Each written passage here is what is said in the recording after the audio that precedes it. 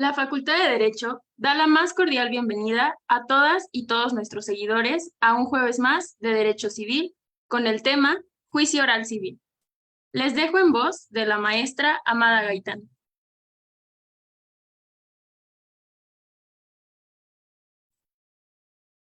Hola, ¿qué tal? Buenas tardes. No soy Amada Gaitán, soy Miguel Ángel Beltrán Lara. Les damos la bienvenida a este jueves de Derecho Civil, como todos los jueves, y en esta nueva temporada estamos dedicando las sesiones al estudio y al análisis del Código Nacional de Procedimientos Civiles, en esta ocasión con el maestro Felipe de Jesús Rodríguez de Mendoza, que nos va a hablar del juicio oral civil. Estamos muy contentos de recibir a nuestro querido maestro, que es un experto en estos temas. Bienvenido, maestro, a tu colegio. Estamos seguros de que será una gran exposición con un tema muy interesante. Ahora sí, bienvenida, Amada, bienvenida, Yadira. Agradecer desde luego el espacio que nos brinda el señor director de la Facultad de Derecho, Raúl Contreras Bustamante. Bienvenido nuevamente, maestro. Adelante, Amada, por favor. Muchísimas gracias a todos, pues nada más muy contenta de tener, como vieron, tengo un invitado de lujo junto a mí, que es, además de todo, como bien lo dice él, mi hermano del alma, solamente 40 años de estar juntos, ¿no? Entonces, bienvenido. Muchas gracias. Por su señoría. Maestra Yadira, por favor, si pudiéramos presentar, a nuestro querido invitado. Claro que sí, buenas tardes a todas, a todos y a todes. Maestro Miguel Ángel, ¿cómo está? Buenas tardes. Bien, muchas Amada, gracias. ¿qué tal, amiga? ¿Cómo estás? Y por supuesto la bienvenida, como dijo el maestro Miguel Ángel Beltrán, el presidente del Colegio de Profesores en Derecho Civil, pues le damos la bienvenida al maestro Felipe de Jesús Rodríguez de Mendoza. No me meto con los años, maestra Amada, porque van a empezar a calcularnos, entonces eso no nos gusta, no nos conviene. Pero sí vamos a empezar a hablar del currículum a grosso modo del maestro Felipe de Jesús, porque además, antes de entrar al aire, digámoslo así, pues tiene un currículum bastante extenso. Actualmente es juez del juzgado 21º de proceso oral, tiene la maestría en el INADEC, ha sido y fue durante 11 años magistrado por Ministerio de Ley en Sala Civil, es docente, imparte varias materias y el día de hoy lo vamos a escuchar con este tema bastante interesante dentro de este nuevo Código Nacional de Procedimientos Civiles y Familiares, el juicio oral y civil. Maestro Felipe de Jesús, bienvenido. Muchísimas gracias. Muchas gracias.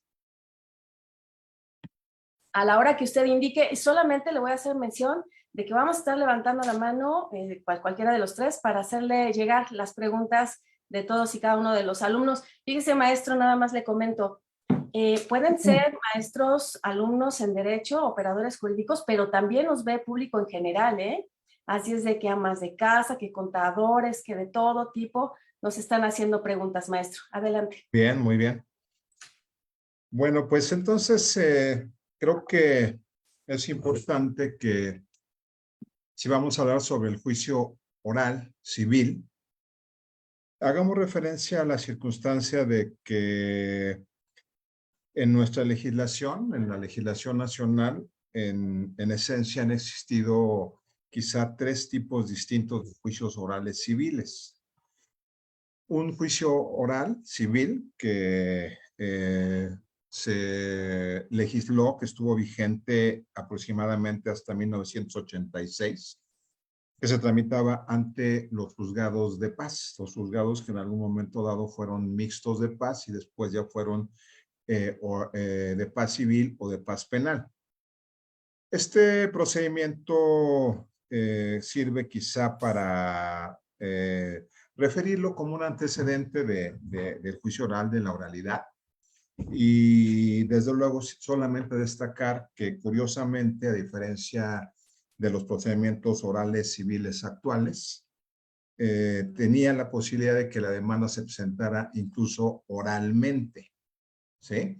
Ese es un tema que también a veces se puede o puede dar lugar al debate, a la discusión de qué tan conveniente es que se presente una demanda de manera verbal, porque en ocasiones, cuando esto sucedía, pues las partes, la gente, ¿verdad? Los justiciables, se presentaban sin ninguna asesoría. y lógicamente pues podía darse el caso de que el juez rompiera ese equilibrio procesal y tuviera que estarle diciendo a la persona, al actor, qué demandar, cómo redactar. Lo comento porque actualmente la idea es que la demanda de los juicios orales civiles se presente por escrito. Bien, una vez que hemos hecho referencia a este procedimiento, creo que es importante precisar el hecho de que prácticamente ya no nos vamos a referir a ese procedimiento. Te escucho Pero debemos perfectamente. estar diciendo que hoy día, al día de hoy, tenemos en nuestra legislación un juicio oral civil. Desde luego, sin dejar de considerar los procedimientos orales en materia laboral, los procedimientos orales en materia penal, los procedimientos orales en materia familiar, pero reitero, nos vamos a centrar en los procedimientos civiles, en el juicio oral civil. Cuando digo hoy, es importante pues subrayar la circunstancia de que si bien es verdad, ya hay un nuevo Código Nacional de Procedimientos Civiles y Familiares, ¿sí? El mismo aún no está en vigor en ninguna entidad federativa, ni lo usan ni lo aplican las autoridades de la federación. Un segundito, por favor, ¿puedes pasar de este lado o hacia allá, donde no te esté lloviendo? ¿No? Jala tu silla, por favor. Gracias, disculpen la interrupción. Esto es muy importante señalarlo porque si bien la idea es hablar del juicio oral civil vigente en el Código Nacional de Procedimientos Civiles, también es importante insistir en que este procedimiento aún no se aplica en ningún lugar, ¿sí? Debemos decir que hoy prácticamente en toda la República se está aplicando todavía o se seguirá aplicando todavía el Código de Comercio, que tiene un procedimiento oral mercantil, incluso un juicio ejecutivo mercantil oral, ¿sí? Esto lo comento porque pues debemos tomar en consideración que si vamos a hablar del juicio oral, sería preciso, voy a pasarte de este lado, por favor, donde no te vea. Gracias, muy amable. Del juicio oral civil, que el Código Nacional le dice el juicio ordinario, ¿sí? Vean cómo habla de un juicio ordinario civil oral, a diferencia del juicio oral que tenemos hoy día en nuestra legislación procesal civil, ¿sí? Debemos entonces centrarnos, situarnos. Sí, mira, hoy está vigente en la Ciudad de México el Código de Procedimientos Civiles que regula el juicio oral civil. También tenemos un Código de Comercio que regula, como ya dijimos, el juicio oral mercantil y el juicio ejecutivo mercantil oral. Pero ha entrado en vigor, se dice, ¿verdad?, con una vacatio legis hasta el año 2027, del Código Nacional de Procedimientos Civiles, que registra, que regula otro juicio oral, que como hemos mencionado, le llama el juicio ordinario civil oral. Es importante mencionar que tanto el juicio oral civil vigente como el juicio oral mercantil, como el juicio ejecutivo mercantil oral, son muy similares, ¿sí? El Código Nacional de Procedimientos Civiles crea, como dijimos, el juicio ordinario civil, ¿sí? El juicio ordinario civil oral, que podríamos quizá decir que es un procedimiento remasterizado, un procedimiento actualizado, un procedimiento más moderno, un procedimiento más ágil, pero si bien es verdad, estructuralmente prácticamente es el mismo, también hay múltiples diferencias que tenemos que destacar. Por ende, entonces, creo que lo más importante, lo más recomendable es hablar del juicio oral civil actual, cómo es actualmente el procedimiento ordinario civil, que reitero es muy similar al oral mercantil, y después hacer hincapié en las diferencias que hay entre el juicio oral civil actual y el juicio oral civil ordinario que prevé el Código Nacional de Procedimientos Civiles.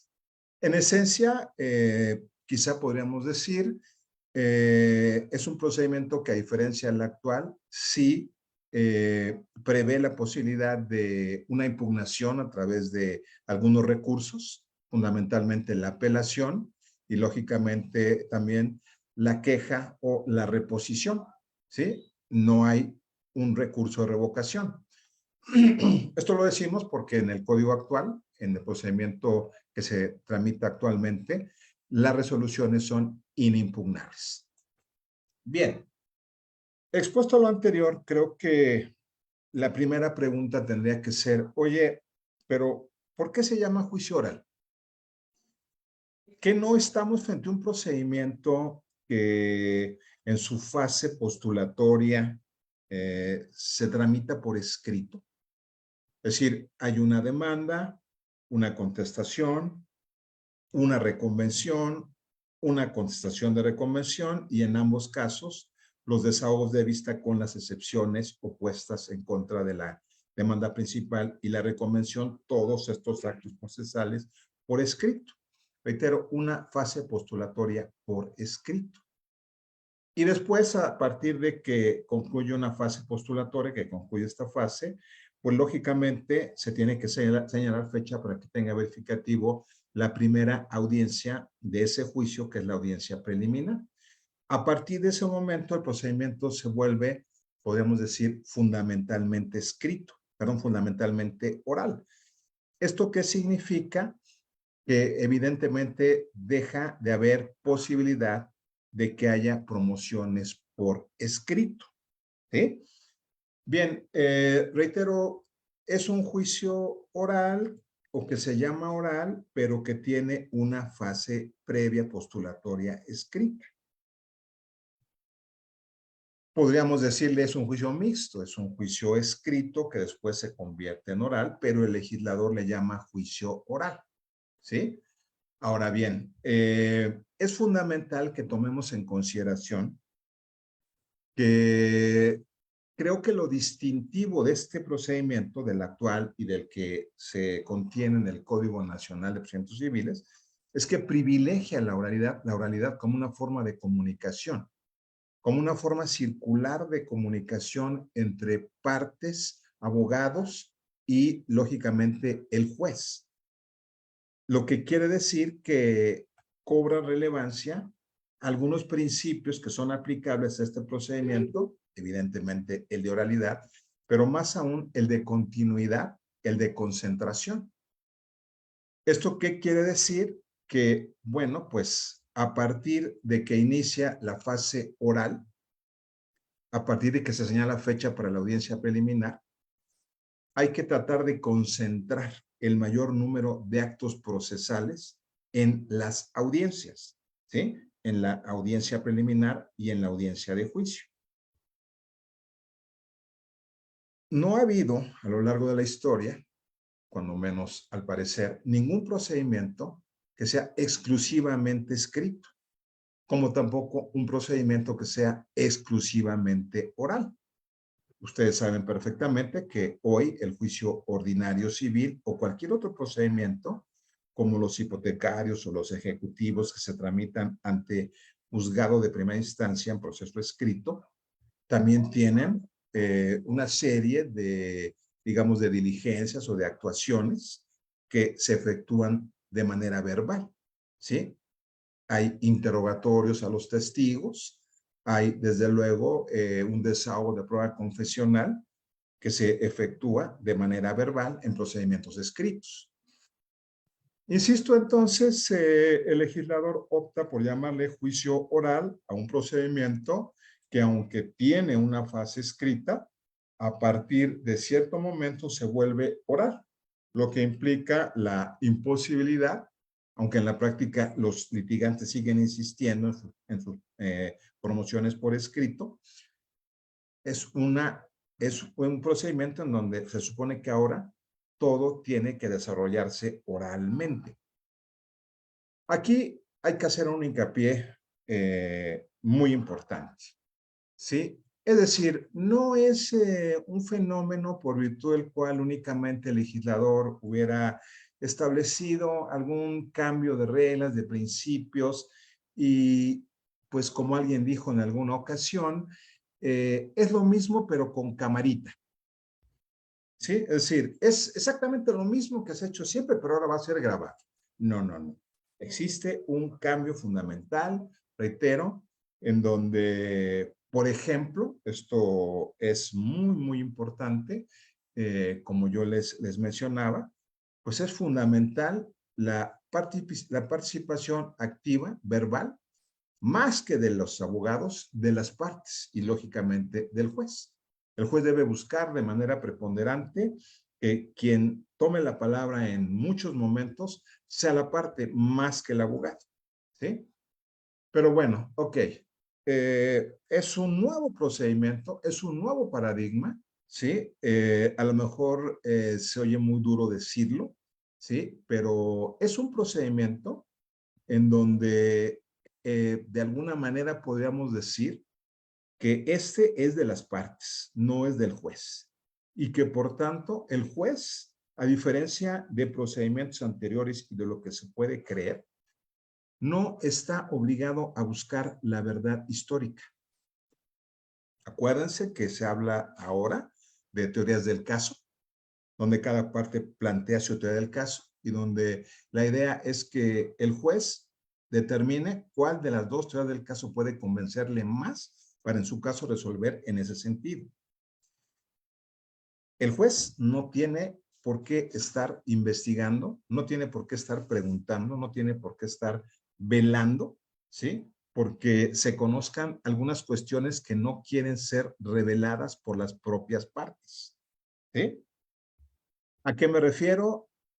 Ahora se dice que el juez lo que puede hacer, lo que tiene que hacer en su momento es pedir algunas aclaraciones, pero el juez no tiene por qué estar interrogando testigos, no tiene por qué estar interrogando partes, no tiene por qué estar insistiéndole a los peritos para que digan tal o cual cosa, simplemente el juez escucha y con base en en la información que obtenga, tendrá que resolver. Bien, hay que entender, no es nada más un cambio en donde al procedimiento le ponen camarita, sino es un cambio sustancial de procedimiento, en donde, como hemos dicho, el juez no tiene que andar investigando verdad histórica. Y algo que también es muy importante, recuerden, es un procedimiento que tiene algunos principios, entre otros, como el que ya habíamos mencionado, el principio de continuidad. Lo que significa, por ejemplo, que una vez que el juez ha señalado fecha para que tenga verificativo la audiencia preliminar, a partir de ese momento ya no hay posibilidad de que opere la caducidad de la instancia. Esto es algo que no sucede en los procedimientos escritos. Es decir, a partir de que el juez señala fecha para audiencia preliminar, técnicamente, con base en el principio de continuidad, el juez tiene que velar porque el procedimiento concluya en los plazos que la propia ley establece. Bien, observen entonces, es muy importante que reconsideren, que reflexionen en el hecho de que el juicio oral que se encuentra vigente en este momento y que muy probablemente lo va a estar hasta el año 2027 es el que reglamenta el aún vigente. Conste que digo el aún vigente porque será abrogado en su momento, ¿sí? El aún vigente Código de Procedimientos Civiles para la Ciudad de México. Es importante también señalar que son muy pocas las entidades federativas que tienen juicios orales civiles. Desde luego, por ser materia mercantil y como consecuencia la jurisdicción concurrente, a que se refiere el artículo 104, párrafo segundo de la Constitución Federal de la República, pues todas las entidades federativas, como todos los jueces de distrito, o en su caso los tribunales colegiados de circuito de apelación ahora, ¿sí? Van a conocer también de juicios orales mercantiles, de juicios ejecutivos mercantiles orales. Entonces, ustedes podrán observar cómo hay juicios orales civiles en la Ciudad de México y juicios orales mercantiles o juicios ejecutivos mercantiles orales en toda la República. Bien, hablando del Código de Procedimientos Civiles vigente de la legislación actual, tendríamos que decir que hoy el juicio oral civil es la excepción, no es la regla. La regla es el juicio ordinario civil. Por cuestión de competencia, en razón de la cuantía, evidentemente por ahí de 816,000 pesos como suerte principal hacia abajo, procede el juicio oral civil. Con la salvedad, este es un tema realmente que podría ser materia de mucha discusión, con la salvedad de que el Código Procesal Civil, la ley orgánica del propio Tribunal Superior de Justicia, del Poder Judicial de la Ciudad de México, como también lo hace el Código de Comercio, refiere el hecho de que en materia oral civil, como oral mercantil, no pueden sustanciarse juicios de cuantía indeterminada. Bien, si alguien quisiera preguntar, tiene interés en debatir sobre el tema, pues ojalá me haga la pregunta porque faltan muchas cosas por explicar y a lo mejor nos deteníamos mucho tiempo. Sin embargo, el punto es insistir. Hoy día la regla en materia civil es juicio ordinario civil. La excepción es juicio oral civil. Esto, desde luego, siempre considerando que las legislaciones procesales siempre establecen la salvedad, ¿verdad?, de si no existe en los códigos procesales otro procedimiento u otra vía especial para la tramitación de otras controversias. Es evidente que podríamos hablar del juicio especial hipotecario, de la vía especial hipotecaria, de la vía ejecutiva, de las controversias del arrendamiento inmobiliario, etcétera. ¿Sí? En materia mercantil, la regla es el juicio oral mercantil. Las excepciones son los juicios especiales mercantiles o el juicio ejecutivo mercantil oral. Esto en la nueva legislación cambia y también es importante insistir el hecho de que haya un Código Nacional de Procedimientos Civiles y Familiares no deroga el Código de Comercio, lo que significa que en materia mercantil sigue existiendo la misma norma para la tramitación de los juicios orales mercantiles, el oral mercantil o el ejecutivo mercantil oral, lo que significa que a la par, incluso en 2027, incluso entrando en vigor el Código Nacional de Procedimientos Civiles y Familiares, se tramitarán juicios ordinarios civiles orales como juicios orales mercantiles. Ahora bien, en el Código Nacional de Procedimientos Civiles, en donde ahora sí la regla general es el juicio ordinario civil oral, ¿sí?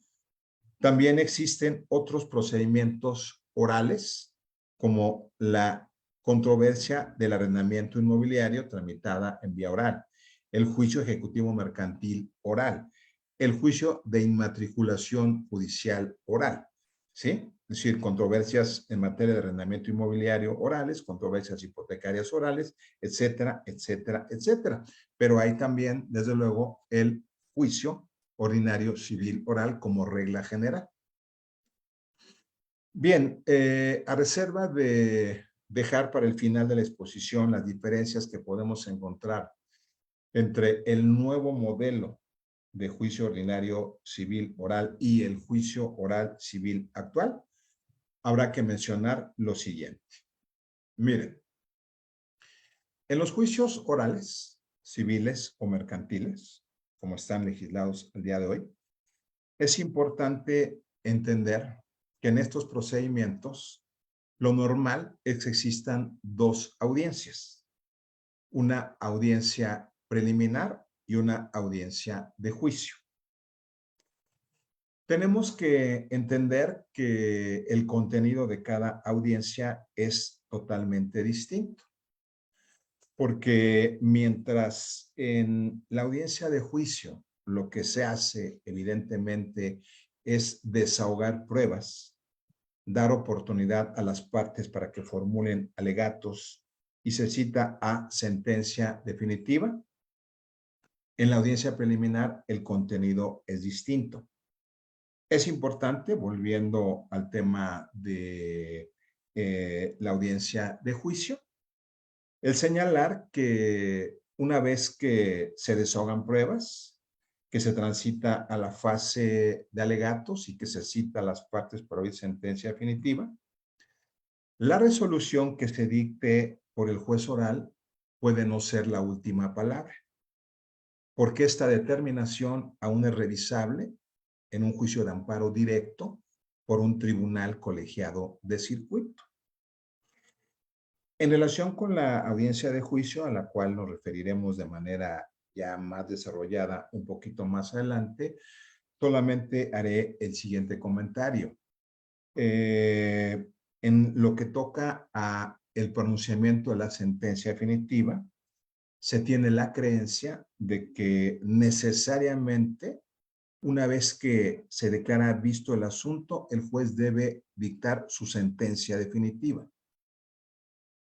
Es decir, algo así como que es una práctica, es una característica esencial del juicio oral, que cuando concluye la fase de alegatos y se declara visto el asunto, el juez tiene que dictar de inmediato la sentencia definitiva.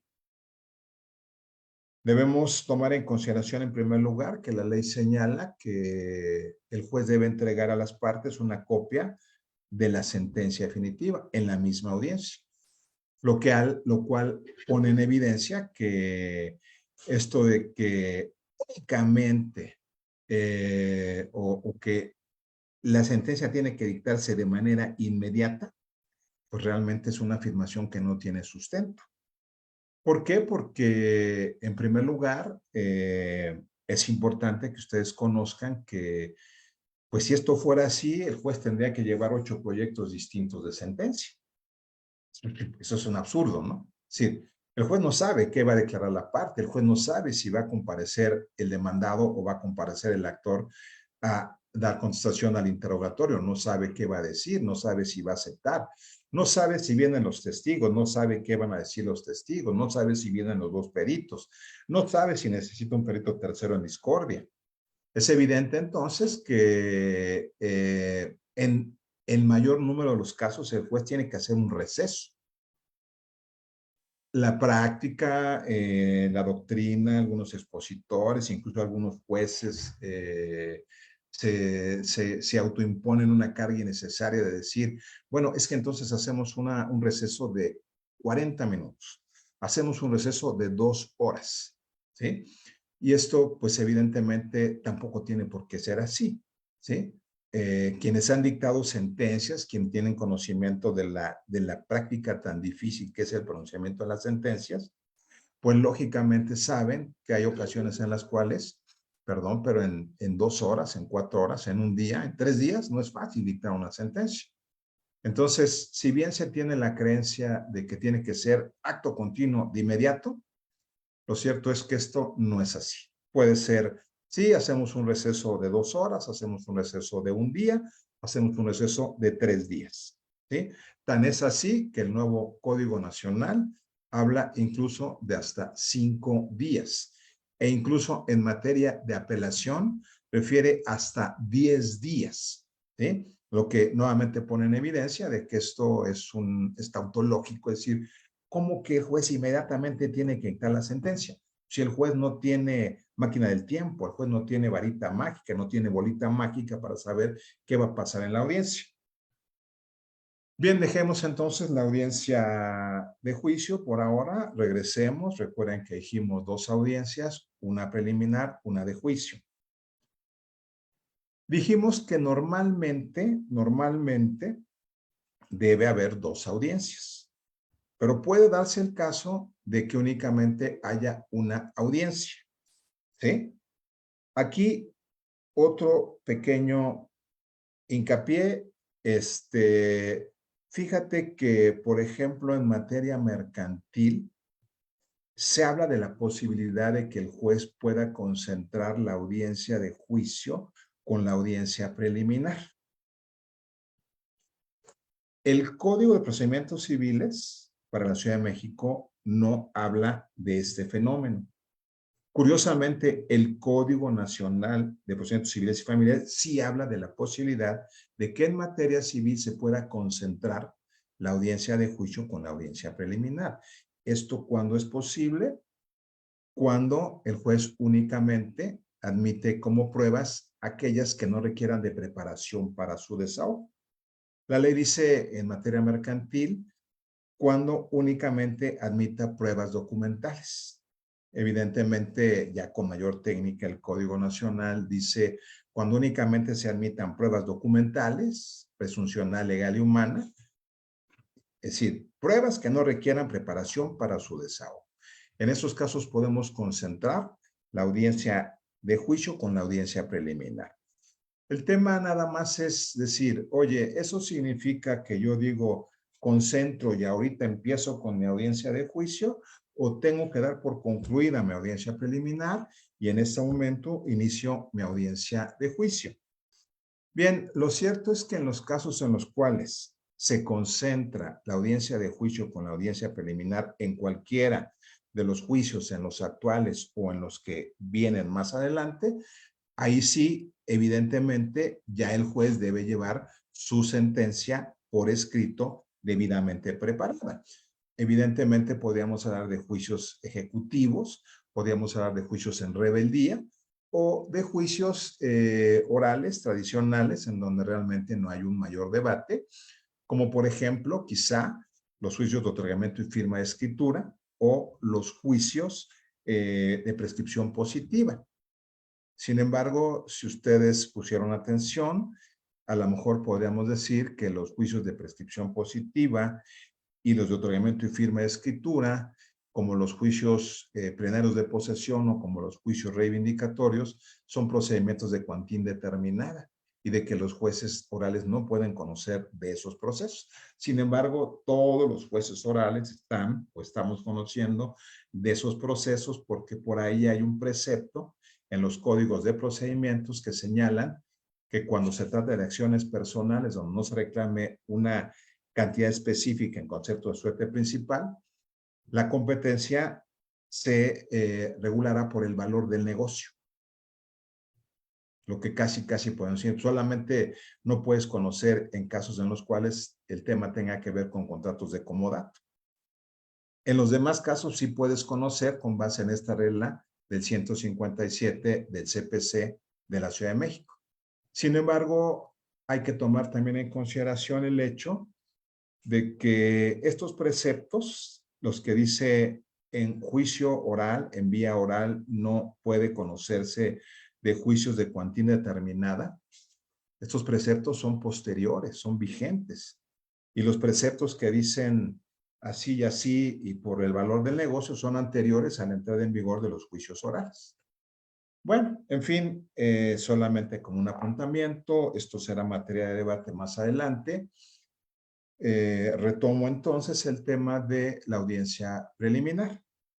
Solamente insistir, generalmente dos audiencias, excepcionalmente una sola, cuando, por ejemplo, ¿sí?, en la fase de depuración procesal hay un obstáculo procesal insuperable que nos impide continuar con nuestro juicio y no podemos ir a audiencia de juicio, sino que tenemos que dar por concluido el procedimiento, tenemos que sobreseer la causa, ¿sí?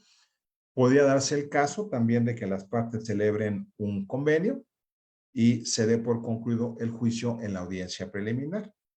Excepcionalmente, también ha llegado a pasar, la parte actora puede desistirse de la acción en la audiencia preliminar y por ende ya no pasamos a la audiencia de juicio. Bien, hablemos entonces de audiencia preliminar. Creo que para efecto de comprensión de este proceso tenemos que insistir, acuérdate, los juicios orales, cualquiera de los juicios orales, los que están en vigor o los que vienen ya de manera inminente, tienen una fase postulatoria escrita y tienen una segunda fase, que es el de las audiencias, que se desahoga de manera oral. Estas dos audiencias son la preliminar y la de juicio. Hablábamos ya de la audiencia de juicio, hablemos de la audiencia preliminar.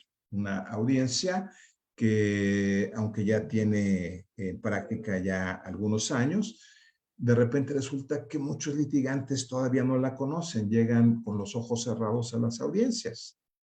Bien, la ley señala, punto número 1, en la audiencia preliminar hay que depurar procedimiento. Segundo, hay que invitar a las partes a sostener pláticas conciliatorias.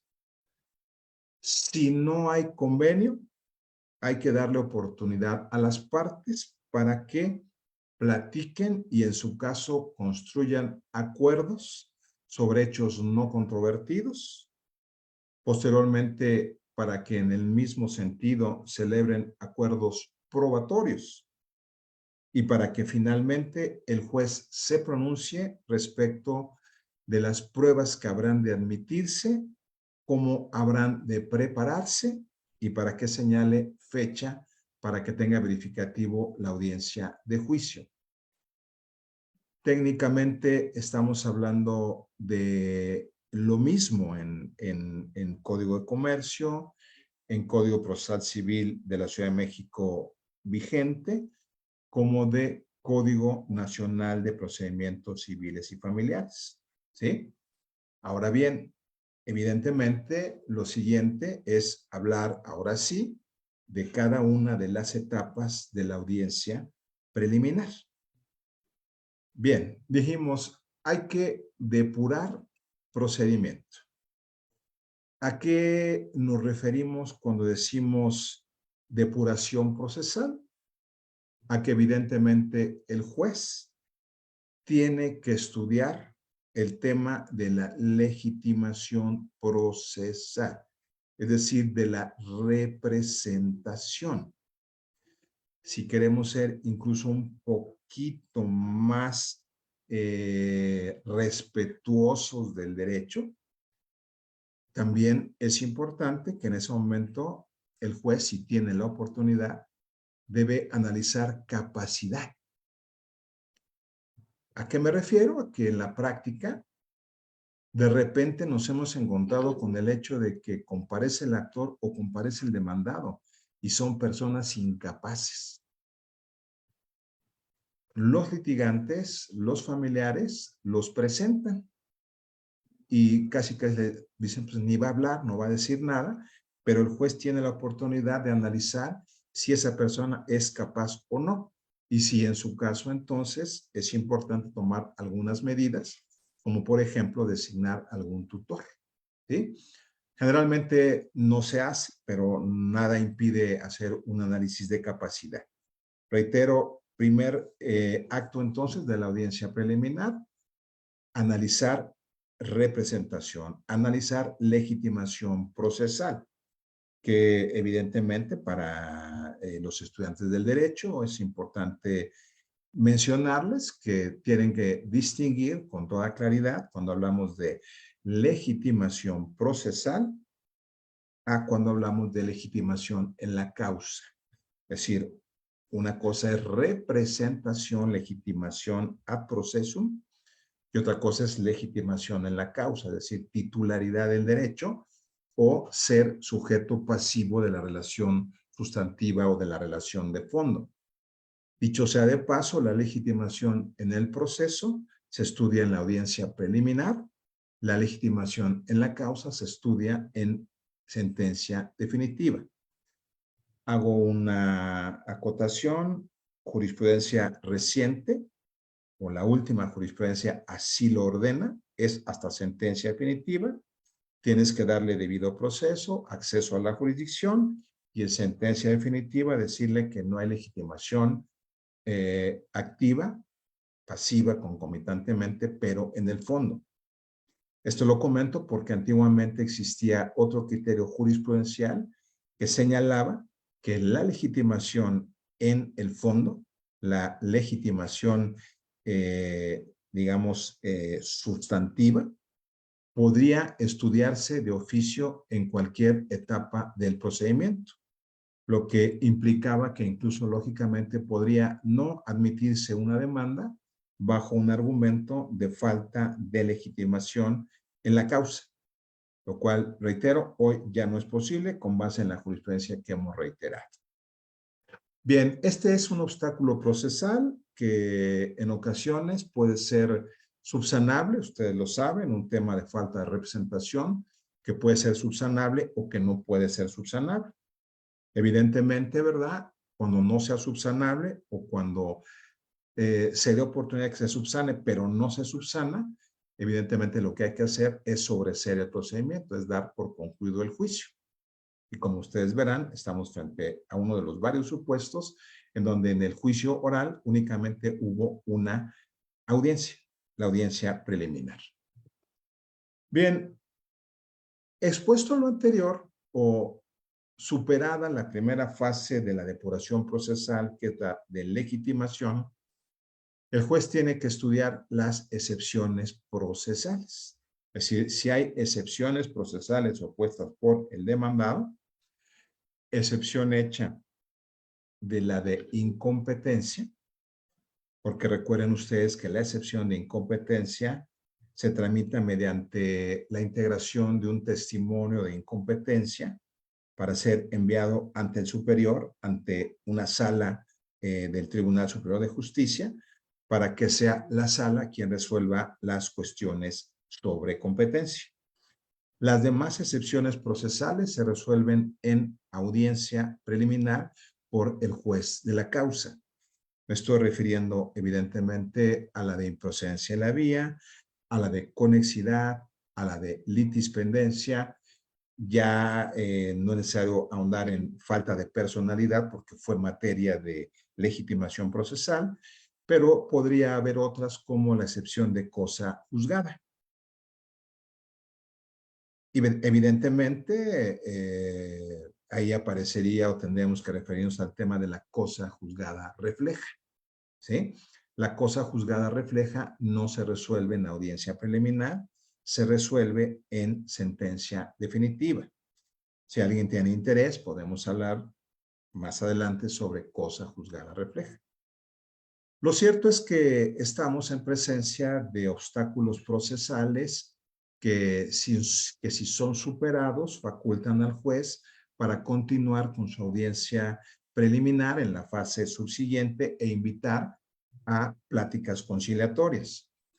Si no son superadas, bueno, pues habría que ver cuál es la consecuencia de la procedencia de alguna de estas excepciones.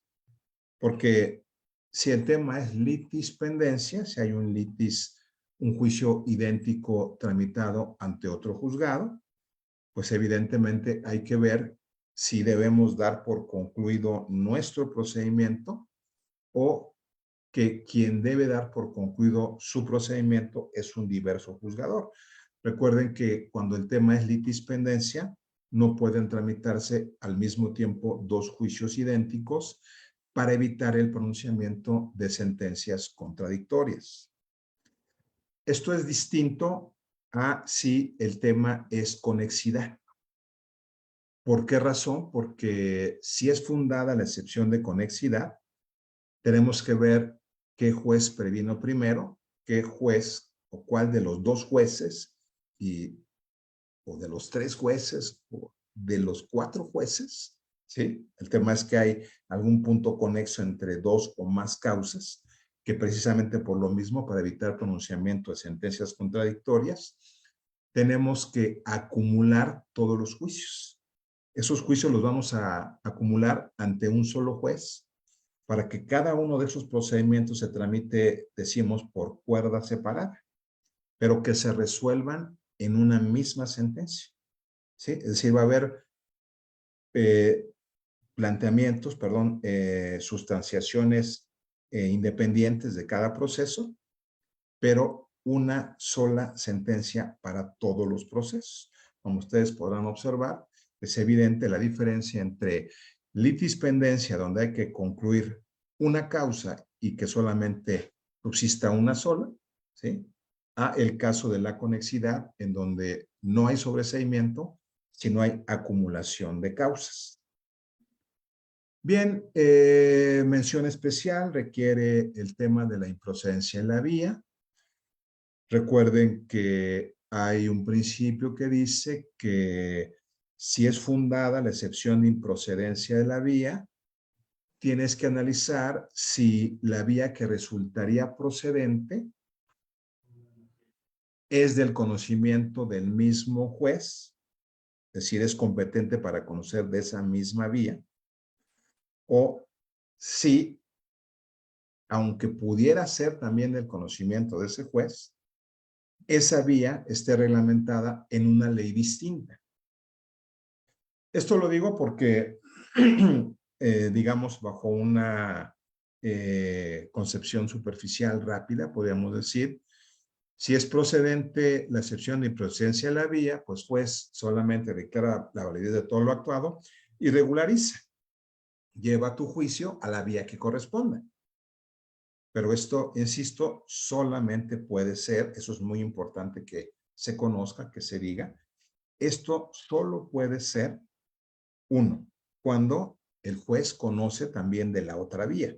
Y además, la otra vía, la que es procedente, está contenida en la misma legislación. Lo diré de esta manera, para que sea más simple.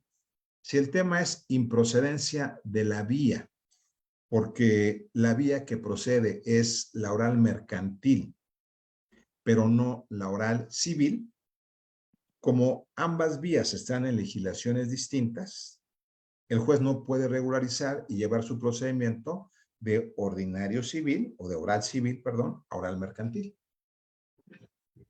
Pero, por ejemplo, si el tema es, observen, el juez es competente de ambas vías, para ambas vías, ¿sí? Ambas vías están legisladas en la misma norma, en la misma codificación.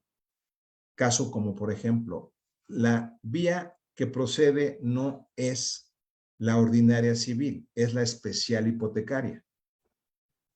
El juez tiene que regularizar su procedimiento y llevar su juicio ordinario civil a la vía especial hipotecaria, o viceversa, ¿sí?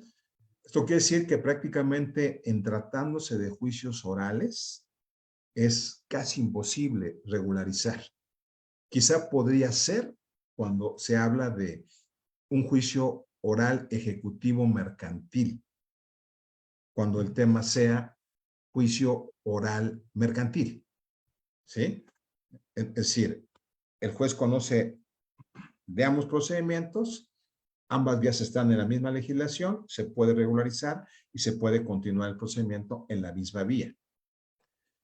Bien, recuerden que estamos hablando de excepciones procesales, cosa juzgada, ya lo hemos dicho, si es fundada, se sobresee la causa, si es infundada, se continúa con el procedimiento, si no hay otro obstáculo procesal, invitaremos a las partes a sostener pláticas conciliatorias.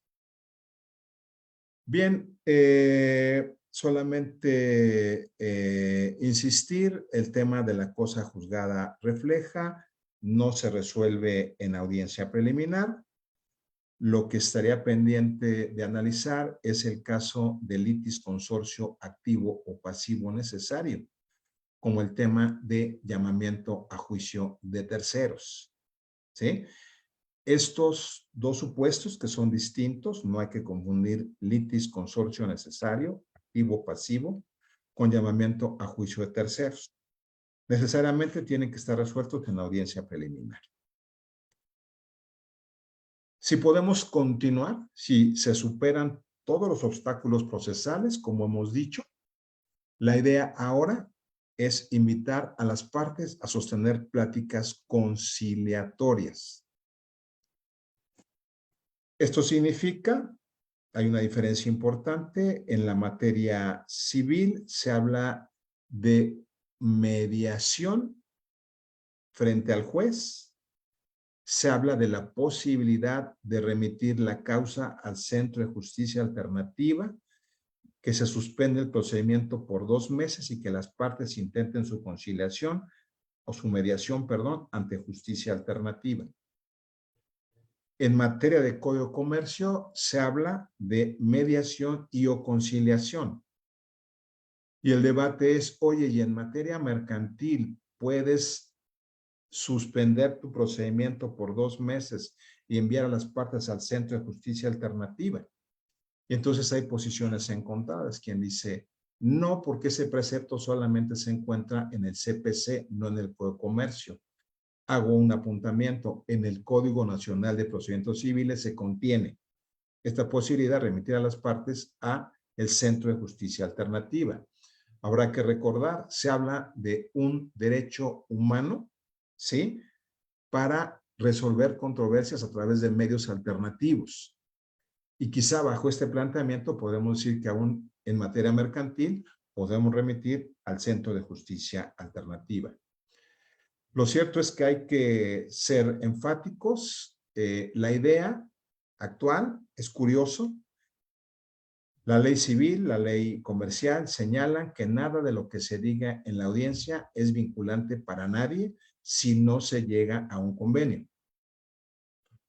Si hay pláticas conciliatorias y hay manifestaciones de las partes para que reduzcan sus pretensiones, esto no significa ni allanamiento parcial, ni reducción de la pretensión, simplemente es una plática informal y que si no se llega al acuerdo, si no hay convenio, nada es vinculante para las partes ni para el juez.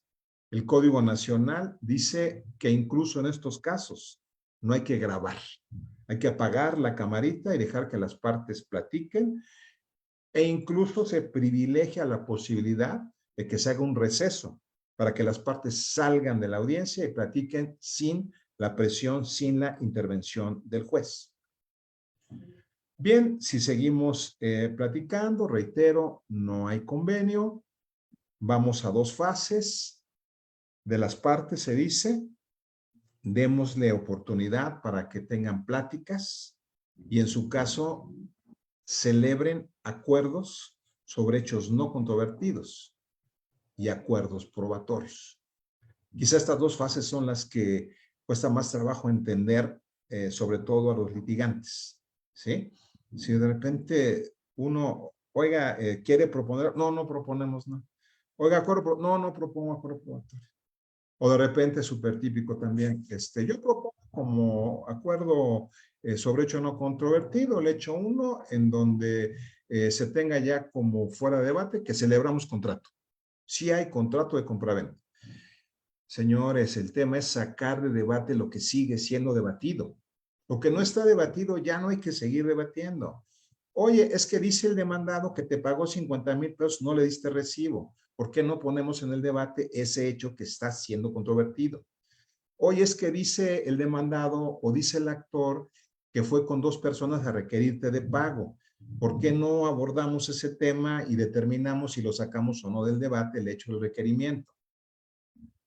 Hay que adelgazar la litis, esa es la idea, para que también en su momento adelgacemos el tema del material probatorio. La siguiente fase es esa, acuerdos probatorios. Que una parte le proponga a la otra parte. Oye, ¿por qué no nos vamos sin confesionales? Oye, ¿por qué no aceptas que no se admita la prueba de informes que solicitas o la prueba pericial que estás solicitando? Y si hay acuerdos, el juez ya tendrá que tomar en consideración que ya no hay prueba pericial, que ya no hay prueba confesional, que ya no hay prueba de informes. ¿Sí? Sí, abogada, dígame. No, la realidad, maestro, me atrevo a interrumpirlo, primero porque ya nos faltan 3 minutitos para terminar la sesión, porque además ha sido tan claro, pero además tan contundente en cada una de las explicaciones que no he querido interrumpir, pero ya que lo hice, tengo que mencionarle, le mandan saludos al maestro Gabriel Moreno, le manda saludos también la maestra Rosalía Ramos. Hay varias preguntas, bueno, le mandan muchos saludos, pero ahorita tengo estos 2 nombres a la mano y le dicen, saludos maestro Felipe, sin duda la escritura es necesaria también en las fases postulatoria, impugnativa y de ejecución, el procedimiento denominado oral, así le comentan. Hay otro comentario, maestro. En su opinión, ¿el nuevo código genera un avance, un retroceso o una complicación al procedimiento? Esa es una pregunta. Le mandan más saludos, que lo invitemos otra vez. Yo digo que sí, porque además tenemos muchísimas dudas. Está este tema de la cosa juzgada refleja, maestro, que acarrea muchas complicaciones, no lo entendemos bien. Y me quedaría con el último punto que usted menciona, en donde no queremos llegar a acuerdos probatorios porque dicen que nos han puesto un chip de litigio, ¿verdad? De pelea. Entonces creo que por lo menos en la UNAM hemos oscilado a esta mediación, a estas conciliaciones, y ya no traemos ese ánimo de estar litigando, sino más bien conciliando o mediando. Adelante, maestro. Bien, mire, creo que la pregunta que me hacen o que se hace en relación con si es un avance, un retroceso o es exactamente más de lo mismo, creo que creo que es muy prematuro contestar una pregunta de ese tipo porque pues aún no hemos vivido el Código Nacional de Procedimientos Civiles y Familiares. Hay un tema que no parece gustarle a muchos, que es el hecho de que el juicio oral, como está legislado actualmente, no admite ningún recurso, cuando menos en la fase del juicio. Habría que ver qué pasaría antes de juicio, sobre todo con pruebas precautorias, con medios preparatorios. Pero el juicio oral, materia mercantil o civil, es inimpugnable, ¿sí?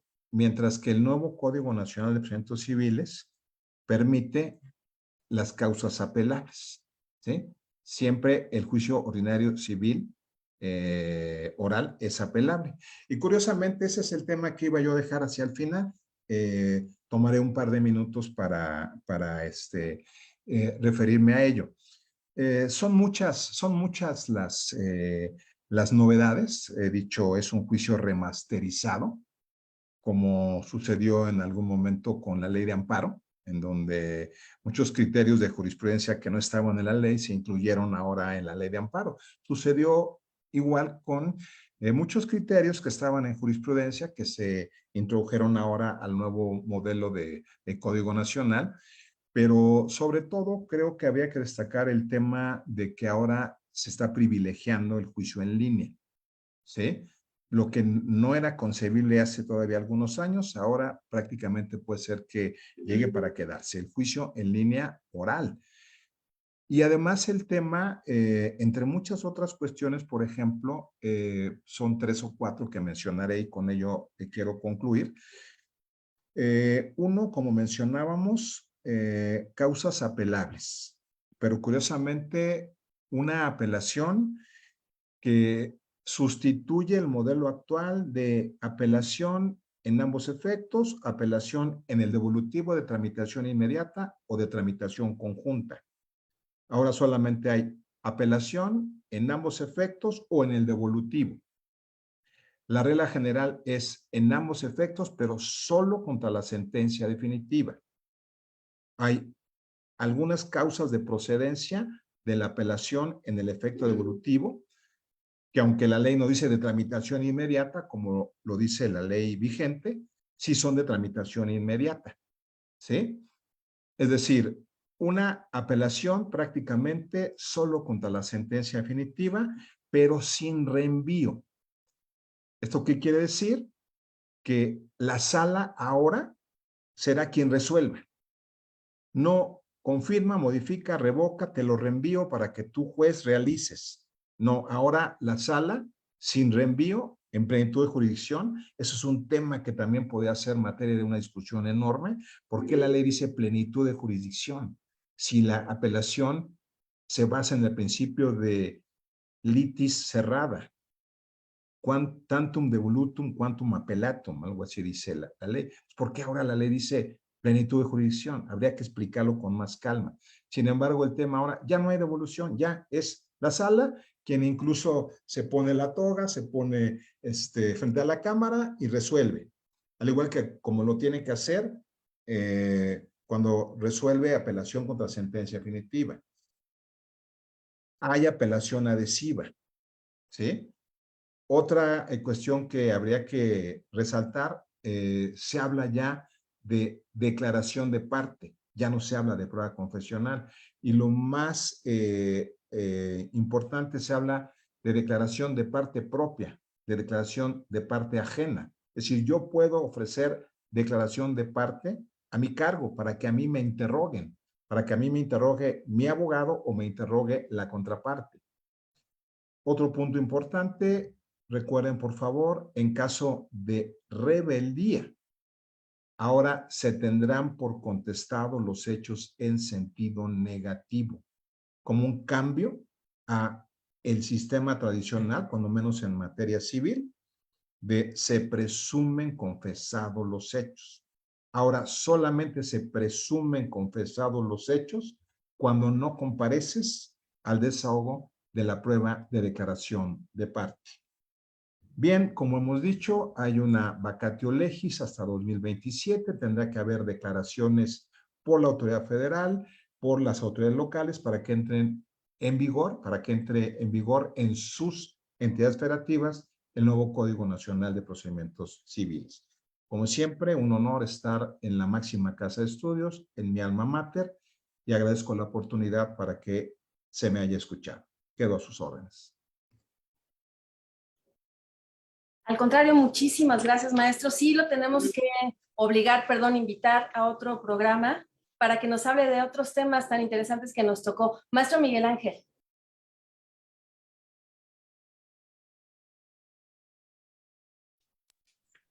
Gracias, pues muchas gracias.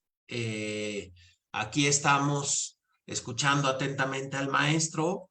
Creo que estamos sobre el tiempo. No sé si tengas alguna pregunta, Yadira. No, de hecho ya hicimos los comentarios oportunos y sí, ya estamos en el tiempo, maestro. Adelante. Ya, pues agradecerle nuevamente, muchísimas gracias, maestro, señoría, por estar con nosotros, explicarnos. Todavía nos faltan muchísimos temas. Yo sí lo invitaría, por favor, a otro jueves de Derecho Civil. Ahí tenemos a Amada al lado para que le haga firmar ahí un compromiso y esté con nosotros en otro jueves. Le mando un fuerte abrazo y muchísimas gracias, maestro. Muchísimas gracias a ustedes. Maestra Amada. Gracias, maestro. Pues nada más invitarlos, en la noche tenemos nuestro programa de contrafirma, no dejen de seguirnos. Acuérdense que son jueves de este colegio de profesores de Derecho Civil. Muchas gracias a todos. Pues muchas gracias. Y listo. Pues muchas gracias.